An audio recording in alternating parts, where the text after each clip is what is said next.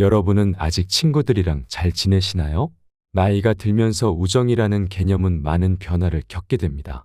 특히 50대에 접어들면서 친구들이 병이 들거나 세상을 떠나는 경우가 많아지기 때문에 우정의 의미가 더욱 간절해지기도 하고, 반대로 우리가 인생을 살아가면서 우정이라고 믿었던 것이 사실은 우정이 아니었음을 판별하게 되는 시기이기도 합니다. 새로운 친구를 사귀는 것보다 기존의 관계를 다시 돌아보고 재정립하는 것이 중요해집니다. 저는 나이가 들어서 꼭 만나야 할 친구들이 두 그룹이 있다고 생각합니다. 하나는 책과 관련된 그룹이고, 다른 하나는 인생 경험을 나눌 수 있는 사람들입니다. 오늘은 우리가 중년 이후의 우정을 어떻게 유지하고 좋은 사람들을 만날 수 있는 방법, 그리고 피해야 할 사람들을 어떻게 구분할 수 있는지에 대해 이야기해 보겠습니다. 먼저 자신이 중년인지 아닌지를 판별할 수 있는 기준이 있습니다. 그중 하나는 모이면 아픈 이야기를 하고 흩어지면 병원에 가는 일상이 되는 것입니다. 이 말은 즉 50대가 되면 돌연사도 많아지고 부모님이나 자녀들과의 이별도 빈번해지며 퇴직으로 인해 친구들과의 관계도 변화하게 된다는 것을 의미합니다. 자녀들이 떠난다는 것은 이미 성장한 아이들이 독립하게 되고, 그 과정에서 형성된 엄마들 네트워크도 달라지게 되는 시기를 맞이하게 된다는 것입니다. 50대가 된다는 것은 많은 이별이 수반되는 시기입니다. 이 시기에는 만나지 못할 사람들도 생겨나기 때문에 관계의 재정립이 필요합니다. 단순히 기존의 관계를 돌아보는 것을 넘어서 다시 한번 재구축해야 하는 시기입니다. 이때가 바로 중년이며 50대 이후의 삶입니다. 그렇기 때문에 인간관계, 특히 사람 관계에 있어서 50대라는 나이는 매우 중요한 전환점이자 새로운 시작의 포인트라고 할 수 있습니다. 우리는 이 시기에 인간관계를 재정립하고 더 나은 관계를 형성하기 위해 노력해야 합니다. 새로운 친구를 사귀는 것보다 기존의 관계를 유지하고 진정한 우정을 나눌 수 있는 사람들과 깊은 관계를 형성하는 것이 중요합니다. 이를 통해 중년 이후의 삶을 더욱 풍요롭고 의미 있게 만들어갈 수 있을 것입니다. 나이가 들면서 우정이 깊어지는 분들도 많이 계십니다. 그러나 많은 경우 나이가 들수록 친구들이 병에 걸리거나 세상을 떠나는 일이 잦아지기 때문에 우정이 더욱 간절해지기도 합니다. 또한 우리가 인생을 살아가면서 우정이라고 생각했던 것이 사실은 우정이 아니었음을 깨닫게 되는 시기가 바로 50대 정도인 것 같습니다. 이 시기에 우리는 우정의 진정한 의미를 다시금 되새기게 됩니다. 나이가 들수록 우정은 더욱 중요한 의미를 갖게 됩니다. 친구들은 우리의 인생의 모자이크를 형성해 줍니다. 내가 기억하지 못했던 순간들을 친구들이 기억하고 있다가 동창회나 다른 모임에서 그 순간들을 다시 꺼내어 이야기해 줍니다. 너 옛날에 이렇게 했잖아. 너희 집에 갔을 때 이런 일이 있었잖아 라고 말해 줍니다. 나는 전혀 기억하지 못하는데 친구들이 잃어버렸다고 생각했던 내 인생의 조각들을 채워줍니다. 이로 인해 나의 삶은 완성체로 나아가게 됩니다. 이러한 면에서 우정이라는 이름으로 함께했던 친구들은 단순히 내 인생의 장면을 만들어주는 것뿐만 아니라 내 인생을 완성시켜주는 중요한 존재들입니다. 이 친구들은 나와 함께 성장하고 나와 함께 시간을 보내면서 나의 정서와 결정에 많은 영향을 미칩니다. 예를 들어 구독자 여러분 중에는 친구들의 조언으로 인해 결혼을 하지 않게 된 경우도 있을 것입니다. 친구들이 그 남자는 안 되겠다라고 해서 결혼이 파토난 경우도 있을 것입니다. 지금 생각해보면 그때 친구들이 왼수 같았을 수도 있지만 그때의 감정에 중요한 영향을 미쳤던 것도 바로 그 친구들이었습니다. 결혼도 비슷한 시기에 하는 경우가 많기 때문에 친구들은 생애를 거쳐가면서 우리에게 많은 영향을 미치게 됩니다. 이처럼 우정은 단순히 일상의 즐거움을 나누는 것을 넘어 우리의 삶과 정서에 깊은 영향을 미치는 중요한 요소입니다. 나이가 들수록 이러한 우정의 의미를 더욱 깊이 이해하게 되고 친구들과의 관계를 소중하게 여기는 것이 중요합니다. 친구들은 우리의 인생을 더욱 풍요롭고 의미 있게 만들어주는 소중한 존재들입니다. 비슷한 연령대의 사람들끼리의 우정은 서로에게 많은 영향을 미치지만 나이 차이가 큰 우정도 존재합니다. 예를 들어 저 같은 경우에는 25살에서 30살 차이 나는 언니들이 있습니다. 25살에서 30살 차이라면 사실상 제 어머니와 비슷한 나이 차이입니다. 하지만 어머니는 어머니고 언니는 언니입니다. 이처럼 나이가 많이 차이 나는 언니들이나 저보다 훨씬 어린 친구들과도 우정의 관계로 연결되어 있습니다. 이러한 나이 차이가 큰 우정은 세대 차이를 이해할 수 있는 기회를 제공해 줍니다. 나이가 많이 차이 나는 친구들과의 우정을 통해 저는 아랫세대의 특징과 정서를 파악하고 여러 가지 정보를 얻을 수 있습니다. 이런 관계를 통해 삶의 지평이 넓어집니다. 저는 30살 가까이 차이 나는 언니의 경험을 들으면서 저희 어머니를 이해하게 되기도 합니다. 반대로 아랫세대 친구들과 우정을 맺으면서 그들이 가지고 있는 특징과 정서를 알게 되고 다양한 정보를 얻기도 합니다. 우리는 좋은 사람을 만나기 위해 많은 노력을 합니다. 좋은 사람을 만나는 것은 정말 행복한 일이고 그런 사람을 만난다면 그것은 큰 행운입니다. 그러나 이러한 모든 조건을 충족시키기 위해서는 한 가지 중요한 것이 있습니다. 바로 자신이 좋은 사람이 되어야 한다는 것입니다. 좋은 사람이 되기 위해 노력하고 누군가에게 좋은 사람이 되기 위해 애를 써야 합니다. 이러한 관계는 상호적인 것이기 때문에 일방적으로 좋은 것은 희생이라고 부르지 우정이라고 하지 않습니다. 그래서 좋은 사람을 만나고 싶고 좋은 우정을 나누고 싶다면 오늘은 무엇을 해야 할지 고민하는 것이 중요합니다. 이러한 고민을 시작한다면 여러분 주위에는 이미 좋은 사람들이 가득할 것입니다. 물론 다양한 친구들을 만나면서 각기 다른 성격과 특징을 지닌 친구들을 경험하게 됩니다. 어떤 친구는 조금 우울할 수 있고 어떤 친구는 밝고 활기차며 또 어떤 친구는 지나치게 자만하는 모습으로 밥맛이 떨어질 수도 있습니다. 또한 매우 웃긴 친구들도 있습니다. 이러한 다양한 친구들 중에서도 더 만나고 싶은 친구들이 있는 반면 덜 만나고 싶은 친구들도 있을 것입니다. 그럼에도 불구하고 저는 기본적으로 친구들을 만나라고 권장합니다. 왜냐하면 우리가 20대와 30대에 만난 친구들과는 완전히 다르기 때문입니다. 20대와 30대의 친구들은 상처를 주고받기도 하고 때로는 상처를 받지 않으려 애쓰기도 합니다. 하지만 이 친구들은 우리의 기억 속에 남아 있으며 오랜 세월을 통해 검증된 친구들입니다. 새로운 친구를 사귀는 것보다 이러한 검증된 친구들이 훨씬 더 중요합니다. 그래서 저는 나이가 들어서 꼭 만나야 할 친구들이 두 그룹 있다고 생각합니다. 하나는 슈퍼 친구이고 다른 하나는 삽 친구입니다. 슈퍼 친구는 슈퍼마켓에 같이 가는 친구가 아니라 어린 시절이나 지난 시절을 돌아보았을 때 참 고맙고 괜찮은 친구들입니다. 심지어 지금 생각해도 여전히 좋은 친구들입니다. 때로는 나를 위해 나서주고 내 편이 되어주며 나를 위로해주고 유쾌한 유머를 나누던 친구들입니다. 이러한 친구들은 우리의 인생에서 슈퍼맨 같은 존재들입니다. 이 친구들은 과거에만 좋았던 것이 아니라 지금도 생각해보면 매우 좋은 친구들입니다. 그렇다면 이 친구들은 우리에게 슈퍼 친구라고 할 수 있습니다. 그러나 인생을 살아가다 보면 어떻게 하다 보니 관계가 멀어지기도 합니다. 저는 이러한 친구들을 다시 찾아가셨으면 좋겠습니다. 그 친구들에게 연락하는 방법은 많습니다. 문자 메시지, 전화 그리고 요즘은 SNS도 많이 사용됩니다. 하지만 세월이 지나면서 그 친구들 중 몇 명은 이미 세상을 떠났을 수도 있고 몇 명은 아프거나 수술을 했을 수도 있습니다. 시간이 흐르면서 남은 친구들도 많지 않을 것입니다. 그럴 때 내가 연락할 수 있는 친구가 있다면 전화번호부를 뒤져보거나 옛날 기억을 떠올려 보세요. 그때 고마웠던 친구에게 선물이라도 보내보는 것도 좋습니다. 내가 살아가면서 느낀 점은 살림이 조금 어려워도 작은 이모티콘 하나가 큰 의미를 가질 수 있다는 것입니다. 요즘 2,000원 정도면 이모티콘 하나를 살 수 있는데 그 이모티콘을 친구에게 보내면 친구는 그것을 사용할 때마다 나를 기억해 줄 것입니다. 그래서 제가 말하고 싶은 것은 비록 그 친구들이 지금 나에게 오지 못하더라도 가끔씩 안부를 물으며 옛날의 좋은 친구 관계를 회복했으면 좋겠다는 것입니다. 마치 우리의 인생을 다시 회복하고 과거의 좋은 기억들을 되찾는 것처럼 말이죠. 그렇게 한다면 그 친구들이 다시 한번 나에게 인생의 르네상스를 가져다 줄 것이라고 생각합니다. 또 한 그룹의 친구들이 있는데 저는 이들을 삽친구라고 부릅니다.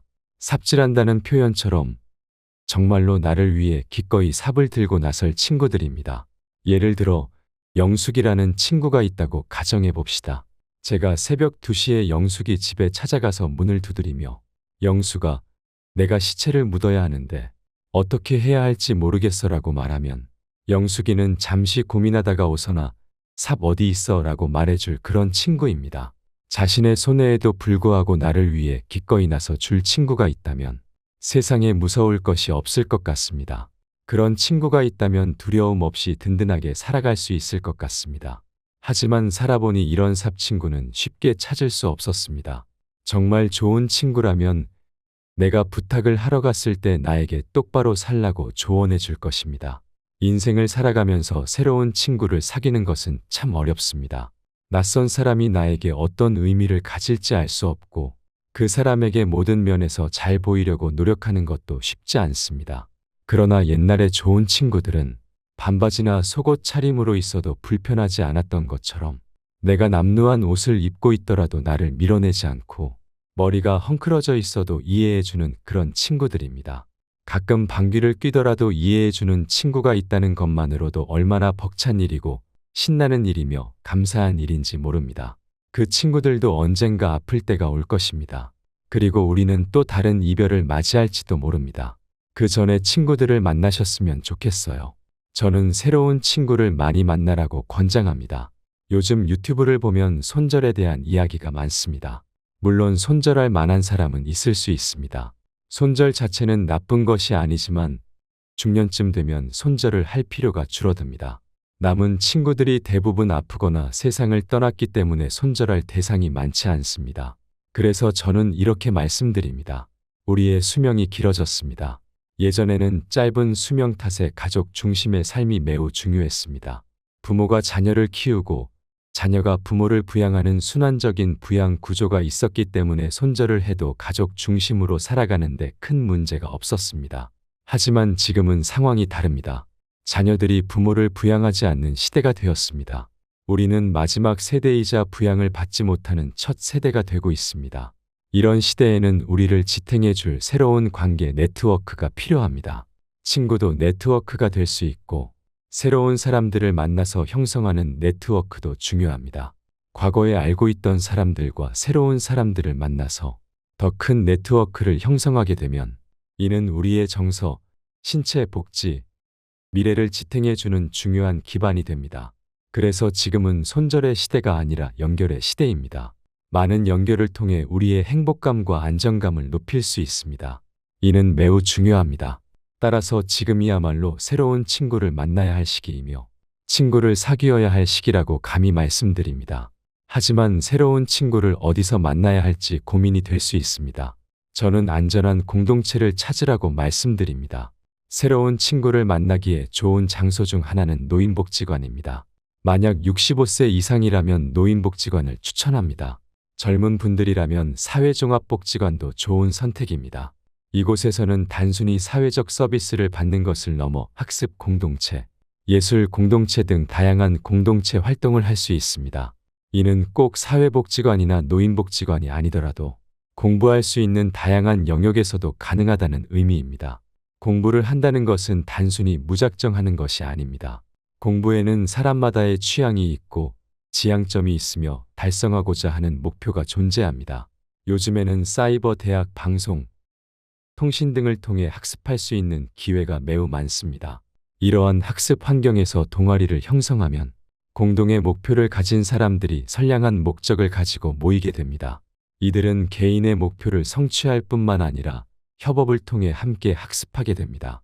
이러한 학습 공동체에 참여하는 사람들은 대부분 건강한 목적을 가지고 있으며 인생의 방향을 찾고자 하는 사람들입니다. 이러한 사람들은 기본적으로 건전한 목표를 가지고 있습니다. 따라서 이들이 함께 모여 목표를 달성하고 그 과정에서 자신을 수련하고 배우면서 더 나은 자신을 발견하게 됩니다. 또한 타인도 더 괜찮은 사람으로 보게 됩니다. 인간은 혼자 살아갈 수 없기 때문에 다른 사람을 보면서 배우는 구조로 되어 있습니다. 의미를 추구하고 학습을 추구하는 사람들은 성향이 비슷한 경우가 많습니다. 그래서 우리는 가장 비슷한 거울 대상과 같은 사람들을 그곳에서 만날 수 있습니다. 나와 비슷한 욕망과 에너지를 가진 사람들을 만나러 가는 것이니 가장 안전하고 힘찬 경험을 할 수 있으며 급속하게 친밀감을 형성할 수도 있는 그룹이 될 것입니다. 이러한 이유로 한 번쯤은 어디로 가야 할지 고민해 보는 것이 좋습니다. 가까운 복지관도 좋고 요즘에는 평생학습관도 무료로 이용할 수 있는 학습 공간이 많습니다. 도서관에도 다양한 클래스가 열리고 있습니다. 또한 사이버 대학이나 방송통신 대학에 등록하여 새로운 학습을 시작하는 것도 의미 있고 재미있는 경험이 될 것입니다. 때로는 도전을 받기도 하고 인생의 순례길을 걷는 듯한 재미있는 학습 경험이 될 것입니다. 인생을 살아가면서 나이가 든다는 것은 우리의 경험과 지혜가 늘어나면서 필터가 생기는 것입니다. 인생을 돌아보면 정말 나쁜 사람들, 마치 악마 같은 사람들을 만난 적이 있을 것입니다. 이러한 사람들은 우리의 기억 속에 깊이 각인되어 있습니다. 하지만 이러한 사람들 외에도 절대 만나지 말아야 할 사람들이 있습니다. 그 중에서도 반드시 피해야 할 두 그룹이 있습니다. 첫 번째 그룹은 가스라이팅을 하는 사람들입니다. 요즘 가스라이팅에 대한 이야기가 많이 나오면서 사람들이 가스라이팅을 많이 오해하고 있습니다. 단순히 누군가가 반복적으로 어떤 일을 하라고 조언하는 것을 가스라이팅으로 생각하는 경우가 많습니다. 그러나 가스라이팅의 가장 기본적인 전제는 어떤 이익을 얻으려는 목적이 있는 사람입니다. 이 사람은 다른 사람을 장악하려 하거나 금전적인 이익을 편취하려 하거나 심리적 권리를 획득하려고 합니다. 이러한 요소들이 가스라이팅의 핵심입니다. 가스라이팅은 다른 사람을 해치거나 혼란스럽게 하여 자신이 이익을 얻으려는 행위입니다. 따라서 누군가가 이러한 목적을 가지고 있다면 이는 가스라이팅이 아닙니다. 하지만 다른 사람을 혼란스럽게 하여 자신이 이익을 얻으려는 경우 이는 가스라이팅이 될 수 있습니다. 이러한 기준으로 가스라이팅을 판단할 수 있습니다. 가스라이팅을 하는 사람들은 다른 사람을 혼란스럽게 하고 판단력을 흐리게 하며 자신의 이익을 극대화하기 위해 다른 사람의 이익을 빼앗으려고 합니다. 만약 이러한 사람이 생각난다면 그 사람은 가스라이팅을 하는 사람입니다. 이러한 사람들로부터는 반드시 도망가야 합니다. 왜냐하면 가스라이팅을 받는다는 것은 이미 그 사람의 영향을 받고 있다는 의미이기 때문입니다. 또한 가스라이팅에 잘 걸리는 사람들이 있습니다. 이러한 사람들은 마치 나쁜 사람들에게 쉽게 휘둘리는 경향이 있습니다. 가스라이팅을 하는 사람들은 이러한 약점을 이용하여 더욱더 큰 이익을 얻으려고 합니다. 따라서 가스라이팅에 잘 걸리는 사람들은 더욱더 경계해야 하며 이러한 사람들로부터 멀리 떨어져야 합니다. 결론적으로 인생을 살아가면서 가스라이팅을 하는 사람들은 반드시 피해야 할 대상입니다. 이러한 사람들은 우리의 인생에 큰 해를 끼칠 수 있기 때문에 그들과의 관계를 멀리하고 자신을 보호하는 것이 중요합니다. 최면에 잘 걸리는 사람이 따로 있듯이 사실 최면은 아무에게나 쉽게 걸리는 것이 아닙니다. 최면 감수성이라는 개념이 있는데 이 감수성이 높은 사람들은 전 세계 인구의 약 10%에서 15% 정도에 불과합니다. 이와 마찬가지로 가스라이팅에 잘 당하는 사람들이 있습니다. 이런 사람들은 어떤 상황에서 거절을 잘 못하는 경향이 있으며 기본적으로 심성이 착하고 다른 사람들이 상처받을까 봐 고민하는 사람들입니다. 또한 이미 많은 상처를 받아본 경험이 있는 사람들, 특히 어린 시절 억압적인 환경 속에서 자라나서 누군가가 강하게 이야기할 때 그 사람을 거절하지 못하도록 머리 구조가 형성된 사람들입니다. 이러한 사람들은 자신이 가스라이팅에 잘 당하는 사람인지 스스로 점검해 볼 필요가 있습니다. 체크리스트를 활용해 보는 것도 좋은 방법입니다. 중요한 것은 세상에 나에게 조언하거나 어떤 이야기를 해주는 모든 사람들이 가스라이팅을 하는 것은 아니라는 점을 기억하는 것입니다. 만약 누군가가 나에게 어떤 이익을 가져가고 나를 지배하려고 하며 통제하려고 들고 그를 통해 어떤 이익을 얻으려고 한다면 그 사람은 나를 가스라이팅하는 것입니다.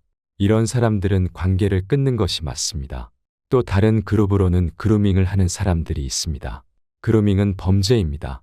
이는 판단력이 미성숙한 미성년자들을 대상으로 이들이 외부와 단절되게 하고 다른 어떤 정보도 주지 않은 상태에서 오로지 한 가지 정보만이 맞다고 믿게 만드는 일련의 세뇌 과정을 거칩니다. 이를 통해 아이들의 몸을 편취하거나 돈을 편취하거나 그 사람의 삶을 지배하여 그 뒤에 발생하는 모든 이익을 다 가져가는 방식입니다. 우리는 이러한 형태의 행위를 그루밍이라고 부릅니다. 그루밍은 매우 위험하고 악질적인 범죄 행위입니다. 그루밍을 하는 사람들은 상대방의 순진함과 취약성을 이용해 자신이 원하는 것을 얻으려고 합니다. 이 과정에서 피해자는 심리적으로 큰 상처를 받을 수 있으며 그들의 삶은 돌이킬 수 없을 정도로 파괴될 수 있습니다. 따라서 그루밍을 하는 사람들로부터도 반드시 멀리 떨어져야 합니다. 결론적으로 인생을 살아가면서 가스라이팅이나 그루밍을 하는 사람들은 반드시 피해야 할 대상입니다. 이러한 사람들은 우리의 인생에 큰 해를 끼칠 수 있으며 그들과의 관계를 멀리하고 자신을 보호하는 것이 중요합니다. 자신이 가스라이팅에 잘 당하는 사람인지 그루밍에 취약한 사람인지 스스로 점검하고 이러한 사람들로부터 멀리 떨어져야 합니다. 뉴스에서 그루밍이라는 단어가 주로 성적 착취와 관련된 사례에서 많이 언급되기 때문에 그루밍을 성적인 문제와 연관지어 생각할 수 있을 것입니다. 그러나 그루밍은 성인기에도 발생할 수 있는 문제입니다. 그루밍은 외부와의 모든 연락을 차단한 상태에서 어떤 정보도 들어오지 못하게 하고 자신이 제공하는 정보만이 상대방에게 유일한 정보가 되도록 하여 그 사람의 머릿속을 완벽하게 지배하려는 행위입니다. 이러한 행위 역시 그루밍으로 간주될 수 있습니다. 가스라이팅을 하는 사람들 그리고 그루밍을 하는 사람들이 있다면 우리는 자연스럽게 이러한 사람들을 피해야 할 대상으로 생각하게 됩니다. 그러나 현실에서는 이미 가스라이팅이나 그루밍을 당하고 있는 사람들은 그들의 지배 세계 속에 깊이 들어가 있기 때문에 피하는 것이 쉽지 않습니다. 이미 그들의 영향력 아래에 놓여 있기 때문입니다. 이런 상황에서 주변 사람들이 계속해서 그 사람이 이상한 것 같아 또는 그건 좀 문제가 있는 것 같아라고 이야기해 준다면 그 사람의 의견을 무시하지 말고 최소한 한 명 이상의 사람이 이상하다고 지적할 때는 주의를 기울여야 합니다. 그때는 전혀 관련이 없는 3명 정도에게 그리고 가능하다면 전문가에게도 의견을 구하는 것이 좋습니다. 예를 들면 상담가나 정신과 의사와 같은 전문가들에게 물어보면 그 상황이 가스라이팅인지 아닌지 정확하게 판단해 줄 수 있을 것입니다. 만약 그들이 가스라이팅이나 그루밍을 하고 있다는 사실이 명확해지면 즉시 그 상황에서 벗어나야 합니다. 우리는 그들을 이길 수 없습니다. 그럴 때는 도망가는 것이 최선의 방법입니다. 도망가는 것이 부끄럽게 느껴질 수도 있지만 여러분, 도망가는 것이 오히려 자신을 보호하는 데 도움이 됩니다. 결론적으로 가스라이팅이나 그루밍과 같은 조작과 지배 행위는 매우 위험하며 이러한 상황에 빠진 사람들은 신속하게 그 상황에서 벗어나야 합니다. 주변 사람들의 경고를 무시하지 말고 전문가의 도움을 받아 상황을 판단하고 필요할 경우 도망가는 것이 가장 현명한 선택입니다. 도망가는 것은 결코 부끄러운 일이 아니며 오히려 자신을 보호하는 가장 효과적인 방법이 될 수 있습니다. 사람마다 자기만의 선호하는 유형이 있습니다. 어떤 사람들은 키가 큰 사람을 좋아하고 어떤 사람들은 말을 재미있게 하는 사람을 좋아합니다. 또한 잘생긴 사람, 귀여운 사람, 터프한 사람, 돈을 잘 쓰는 사람, 날씬한 사람 등 취향은 정말 다양합니다. 하지만 이러한 다양한 사람들의 취향에도 불구하고 모든 사람들이 공통적으로 희망하는 유형이 있습니다. 바로 마음이 넓은 사람과 사랑할 줄 아는 사람입니다. 대부분의 사람들은 마음이 좁고 작습니다. 다른 사람을 사랑하지 못하면서도 자신은 사랑받고 싶어 하는 것이 일반적입니다. 그래서 자신을 이해해 줄 사람을 찾게 됩니다. 또한 자신의 마음을 넓히기보다는 다른 사람의 마음이 넓기를 기대합니다. 그러나 현실에서는 넓은 마음을 가진 사람을 만나기가 어렵습니다. 처음 만났을 때는 마음이 넓은 것처럼 보이지만 시간이 지나면 그 사람도 결국 우리와 비슷한 수준의 속 좁은 사람이라는 것을 깨닫게 됩니다. 그러면 우리는 다시 마음이 넓은 사람을 찾아 나서게 됩니다. 세상에서 자신보다 넓은 마음을 가진 사람을 만나는 것은 매우 어렵습니다. 하늘에서 떨어지는 번개를 맞는 것보다 마음이 넓은 사람을 만나는 것이 더 어렵다고 할 수 있습니다. 사랑할 줄 아는 사람은 바보를 천재로 만들 수 있는 사람이며 고장난 세상을 고치는 기술자와도 같습니다. 만약 우리가 남들보다 조금 더 사랑할 줄 안다면 우리는 어디서든 환영받는 주인공이 될 수 있습니다. 사랑받는 사람이 아니라 사랑을 주는 사람이 세상의 진정한 주인공입니다. 좋은 사람이 되려고 애쓰는 것보다는 자신에게 솔직하고 충실한 시간을 보내는 데 집중하는 것이 중요합니다. 100세 시대를 맞이한 지금 인생의 절반을 넘긴 사람이라면 누구나 그동안 삶의 현장에서 고군분투해 왔기에 몸도 마음도 지쳐 있을 것입니다. 이제는 살아가는 방식을 바꿔야 할 때입니다. 세상의 기준이나 타인의 평가, 불필요한 의무감과 인간관계는 모두 가볍게 잊어버리십시오. 대신 자신에게 정말 소중하고 본질적인 것에만 집중하는 지혜를 가지고 앞으로의 시간을 채워나가세요. 단단한 허벅지 근육과 중요하지 않은 것들을 가볍게 넘길 수 있는 힘이 있다면 다가오는 인생의 후반전은 온전히 자유로워질 수 있는 축복의 시간이 될 것입니다. 여러분은 아직 친구들이랑 잘 지내시나요? 나이가 들면서 우정이라는 개념은 많은 변화를 겪게 됩니다. 특히 50대에 접어들면서 친구들이 병이 들거나 세상을 떠나는 경우가 많아지기 때문에 우정의 의미가 더욱 간절해지기도 하고, 반대로 우리가 인생을 살아가면서 우정이라고 믿었던 것이 사실은 우정이 아니었음을 판별하게 되는 시기이기도 합니다. 새로운 친구를 사귀는 것보다 기존의 관계를 다시 돌아보고 재정립하는 것이 중요해집니다. 저는 나이가 들어서 꼭 만나야 할 친구들이 두 그룹이 있다고 생각합니다. 하나는 책과 관련된 그룹이고 다른 하나는 인생 경험을 나눌 수 있는 사람들입니다. 오늘은 우리가 중년 이후의 우정을 어떻게 유지하고 좋은 사람들을 만날 수 있는 방법, 그리고 피해야 할 사람들을 어떻게 구분할 수 있는지에 대해 이야기해 보겠습니다. 먼저 자신이 중년인지 아닌지를 판별할 수 있는 기준이 있습니다. 그중 하나는 모이면 아픈 이야기를 하고 흩어지면 병원에 가는 일상이 되는 것입니다. 이 말은 즉 50대가 되면 돌연사도 많아지고 부모님이나 자녀들과의 이별도 빈번해지며 퇴직으로 인해 친구들과의 관계도 변화하게 된다는 것을 의미합니다. 자녀들이 떠난다는 것은 이미 성장한 아이들이 독립하게 되고 그 과정에서 형성된 엄마들 네트워크도 달라지게 되는 시기를 맞이하게 된다는 것입니다. 50대가 된다는 것은 많은 이별이 수반되는 시기입니다. 이 시기에는 만나지 못할 사람들도 생겨나기 때문에 관계의 재정립이 필요합니다. 단순히 기존의 관계를 돌아보는 것을 넘어서 다시 한번 재구축해야 하는 시기입니다. 이때가 바로 중년이며 50대 이후의 삶입니다. 그렇기 때문에 인간관계, 특히 사람 관계에 있어서 50대라는 나이는 매우 중요한 전환점이자 새로운 시작의 포인트라고 할 수 있습니다. 우리는 이 시기에 인간관계를 재정립하고 더 나은 관계를 형성하기 위해 노력해야 합니다. 새로운 친구를 사귀는 것보다 기존의 관계를 유지하고 진정한 우정을 나눌 수 있는 사람들과 깊은 관계를 형성하는 것이 중요합니다. 이를 통해 중년 이후의 삶을 더욱 풍요롭고 의미 있게 만들어갈 수 있을 것입니다. 나이가 들면서 우정이 깊어지는 분들도 많이 계십니다.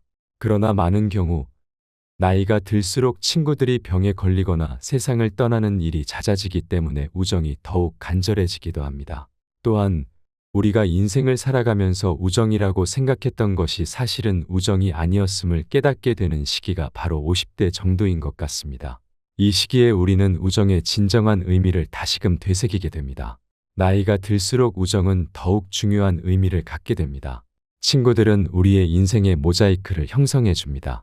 내가 기억하지 못했던 순간들을 친구들이 기억하고 있다가 동창회나 다른 모임에서 그 순간들을 다시 꺼내어 이야기해 줍니다. 너 옛날에 이렇게 했잖아.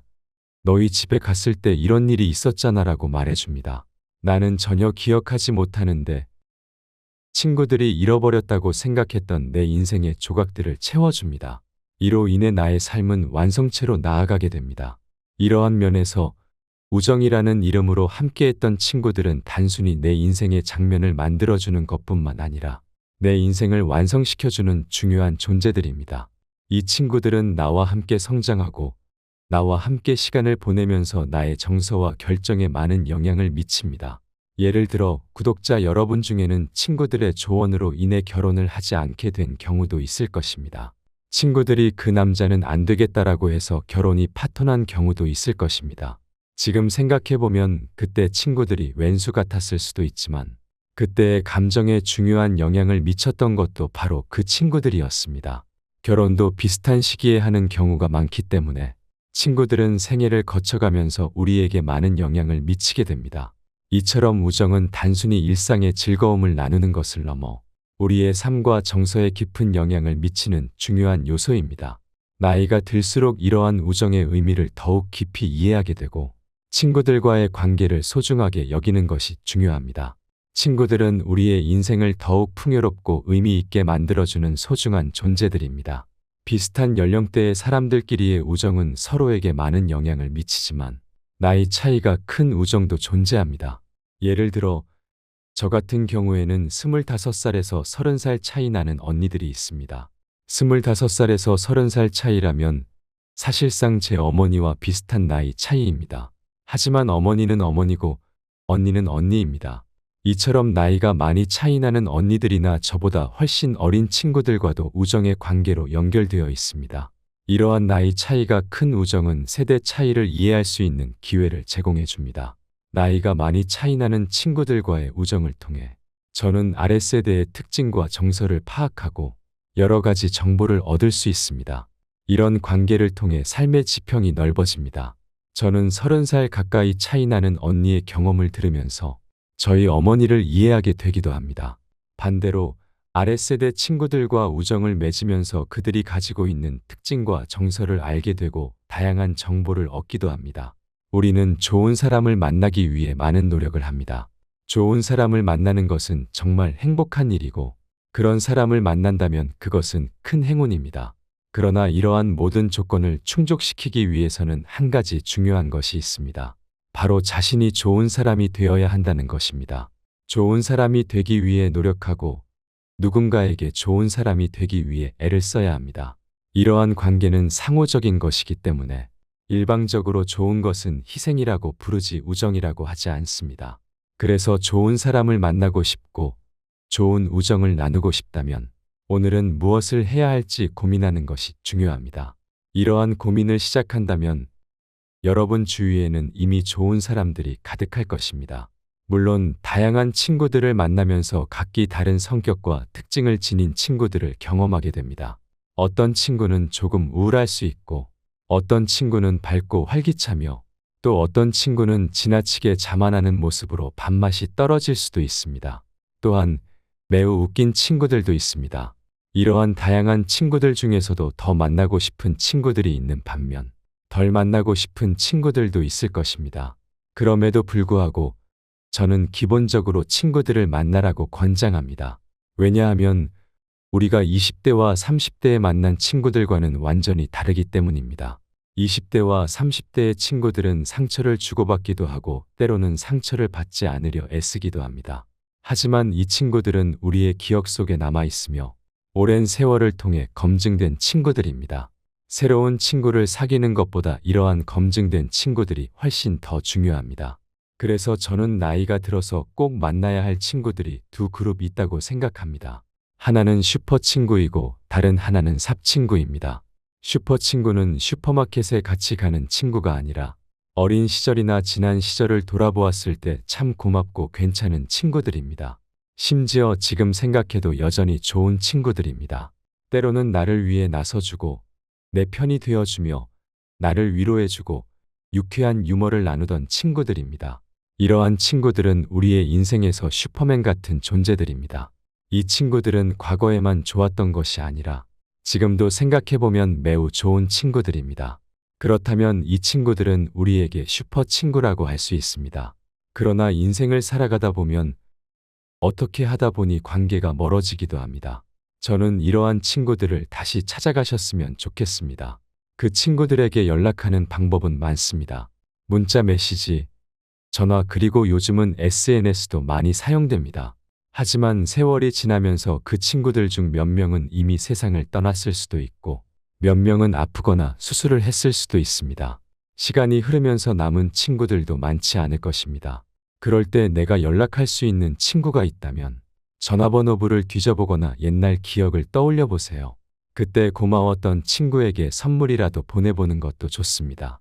내가 살아가면서 느낀 점은 살림이 조금 어려워도 작은 이모티콘 하나가 큰 의미를 가질 수 있다는 것입니다. 요즘 2,000원 정도면 이모티콘 하나를 살 수 있는데 그 이모티콘을 친구에게 보내면 친구는 그것을 사용할 때마다 나를 기억해 줄 것입니다. 그래서 제가 말하고 싶은 것은 비록 그 친구들이 지금 나에게 오지 못하더라도 가끔씩 안부를 물으며 옛날의 좋은 친구 관계를 회복했으면 좋겠다는 것입니다. 마치 우리의 인생을 다시 회복하고 과거의 좋은 기억들을 되찾는 것처럼 말이죠. 그렇게 한다면 그 친구들이 다시 한번 나에게 인생의 르네상스를 가져다 줄 것이라고 생각합니다. 또 한 그룹의 친구들이 있는데 저는 이들을 삽친구라고 부릅니다. 삽질한다는 표현처럼 정말로 나를 위해 기꺼이 삽을 들고 나설 친구들입니다.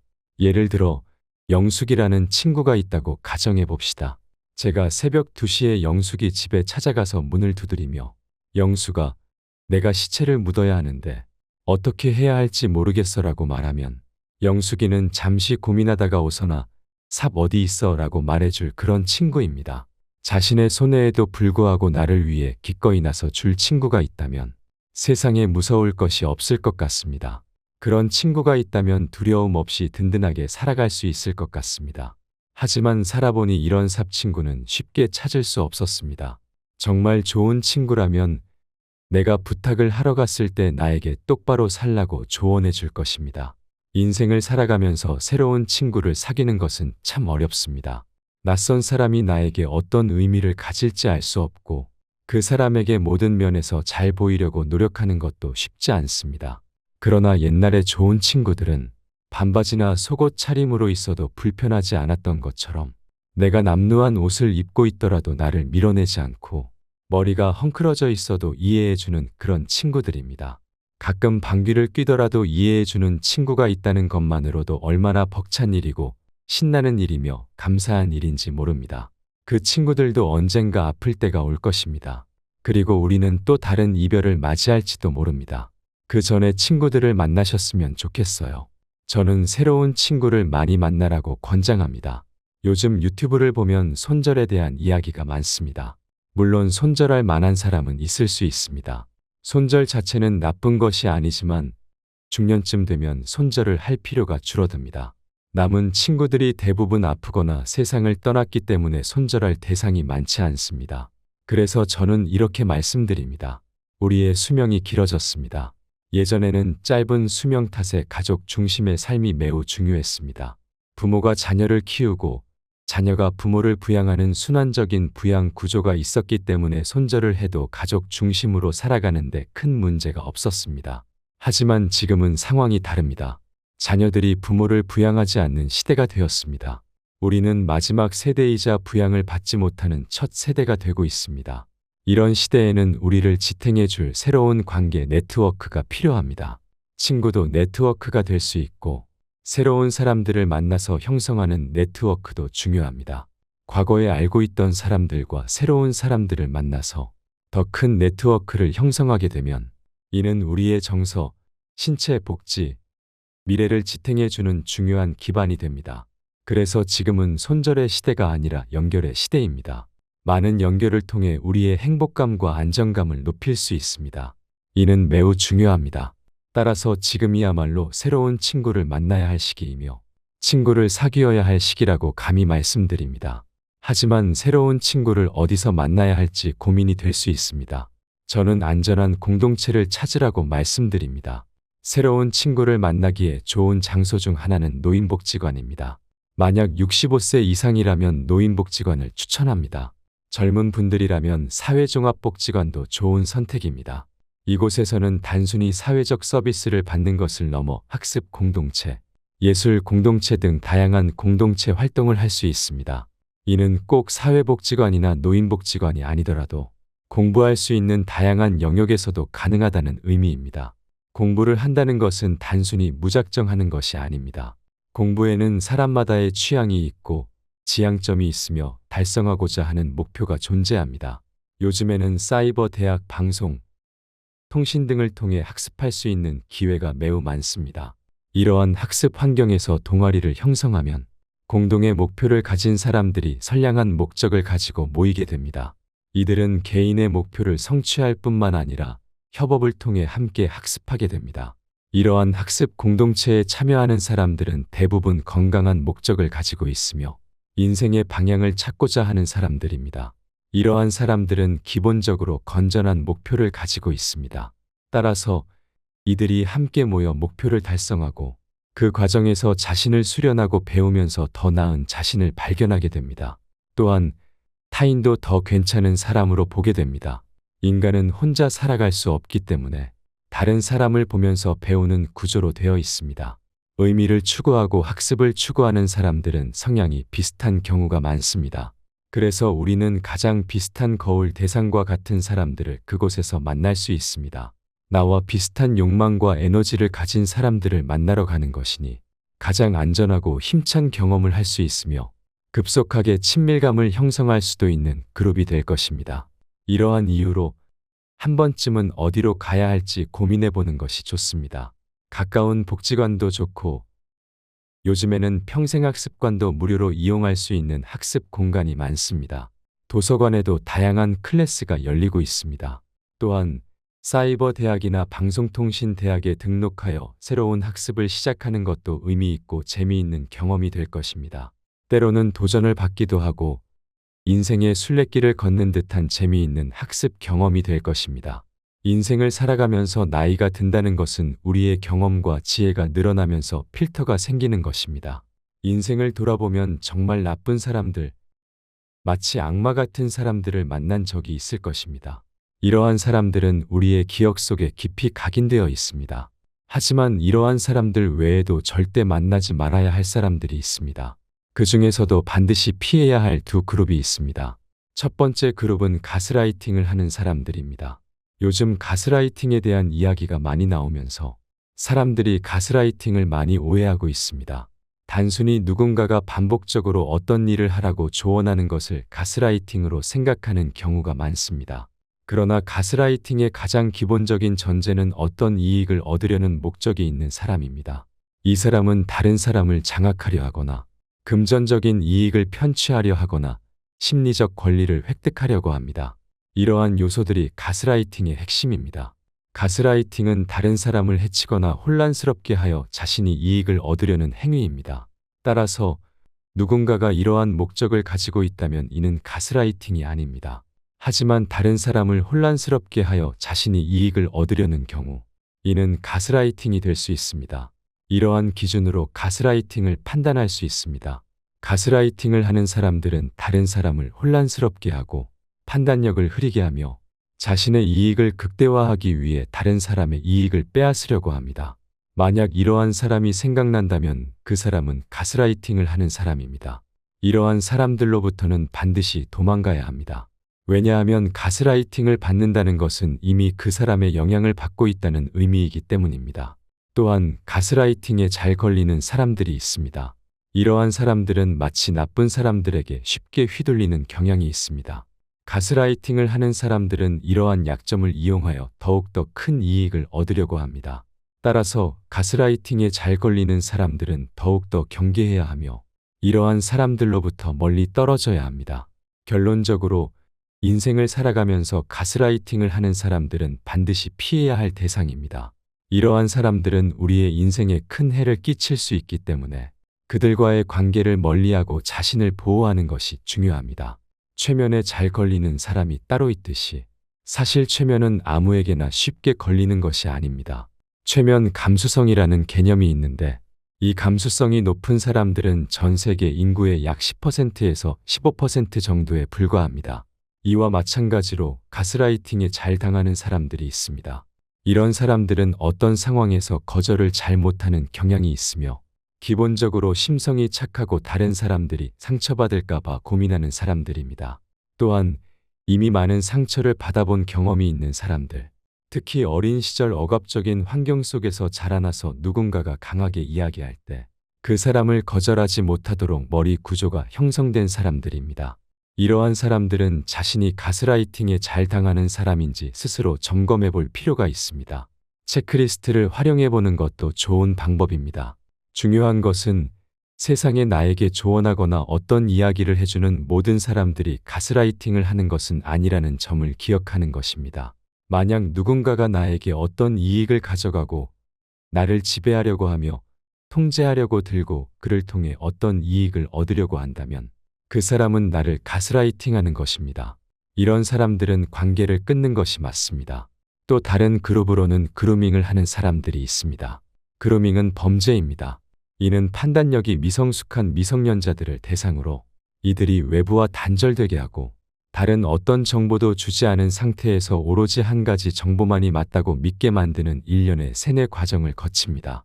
이를 통해 아이들의 몸을 편취하거나 돈을 편취하거나 그 사람의 삶을 지배하여 그 뒤에 발생하는 모든 이익을 다 가져가는 방식입니다. 우리는 이러한 형태의 행위를 그루밍이라고 부릅니다. 그루밍은 매우 위험하고 악질적인 범죄 행위입니다. 그루밍을 하는 사람들은 상대방의 순진함과 취약성을 이용해 자신이 원하는 것을 얻으려고 합니다. 이 과정에서 피해자는 심리적으로 큰 상처를 받을 수 있으며 그들의 삶은 돌이킬 수 없을 정도로 파괴될 수 있습니다. 따라서 그루밍을 하는 사람들로부터도 반드시 멀리 떨어져야 합니다. 결론적으로 인생을 살아가면서 가스라이팅이나 그루밍을 하는 사람들은 반드시 피해야 할 대상입니다. 이러한 사람들은 우리의 인생에 큰 해를 끼칠 수 있으며 그들과의 관계를 멀리하고 자신을 보호하는 것이 중요합니다. 자신이 가스라이팅에 잘 당하는 사람인지 그루밍에 취약한 사람인지 스스로 점검하고 이러한 사람들로부터 멀리 떨어져야 합니다. 뉴스에서 그루밍이라는 단어가 주로 성적 착취와 관련된 사례에서 많이 언급되기 때문에 그루밍을 성적인 문제와 연관지어 생각할 수 있을 것입니다. 그러나 그루밍은 성인기에도 발생할 수 있는 문제입니다. 그루밍은 외부와의 모든 연락을 차단한 상태에서 어떤 정보도 들어오지 못하게 하고 자신이 제공하는 정보만이 상대방에게 유일한 정보가 되도록 하여 그 사람의 머릿속을 완벽하게 지배하려는 행위입니다. 이러한 행위 역시 그루밍으로 간주될 수 있습니다. 가스라이팅을 하는 사람들 그리고 그루밍을 하는 사람들이 있다면 우리는 자연스럽게 이러한 사람들을 피해야 할 대상으로 생각하게 됩니다. 그러나 현실에서는 이미 가스라이팅이나 그루밍을 당하고 있는 사람들은 그들의 지배 세계 속에 깊이 들어가 있기 때문에 피하는 것이 쉽지 않습니다. 이미 그들의 영향력 아래에 놓여 있기 때문입니다. 이런 상황에서 주변 사람들이 계속해서 그 사람이 이상한 것 같아 또는 그건 좀 문제가 있는 것 같아라고 이야기해 준다면 그 사람의 의견을 무시하지 말고 최소한 한 명 이상의 사람이 이상하다고 지적할 때는 주의를 기울여야 합니다. 그때는 전혀 관련이 없는 3명 정도에게 그리고 가능하다면 전문가에게도 의견을 구하는 것이 좋습니다. 예를 들면 상담가나 정신과 의사와 같은 전문가들에게 물어보면 그 상황이 가스라이팅인지 아닌지 정확하게 판단해 줄 수 있을 것입니다. 만약 그들이 가스라이팅이나 그루밍을 하고 있다는 사실이 명확해지면 즉시 그 상황에서 벗어나야 합니다. 우리는 그들을 이길 수 없습니다. 그럴 때는 도망가는 것이 최선의 방법입니다. 도망가는 것이 부끄럽게 느껴질 수도 있지만 여러분, 도망가는 것이 오히려 자신을 보호하는 데 도움이 됩니다. 결론적으로 가스라이팅이나 그루밍과 같은 조작과 지배 행위는 매우 위험하며 이러한 상황에 빠진 사람들은 신속하게 그 상황에서 벗어나야 합니다. 주변 사람들의 경고를 무시하지 말고 전문가의 도움을 받아 상황을 판단하고 필요할 경우 도망가는 것이 가장 현명한 선택입니다. 도망가는 것은 결코 부끄러운 일이 아니며 오히려 자신을 보호하는 가장 효과적인 방법이 될 수 있습니다. 사람마다 자기만의 선호하는 유형이 있습니다. 어떤 사람들은 키가 큰 사람을 좋아하고 어떤 사람들은 말을 재미있게 하는 사람을 좋아합니다. 또한 잘생긴 사람, 귀여운 사람, 터프한 사람, 돈을 잘 쓰는 사람, 날씬한 사람 등 취향은 정말 다양합니다. 하지만 이러한 다양한 사람들의 취향에도 불구하고 모든 사람들이 공통적으로 희망하는 유형이 있습니다.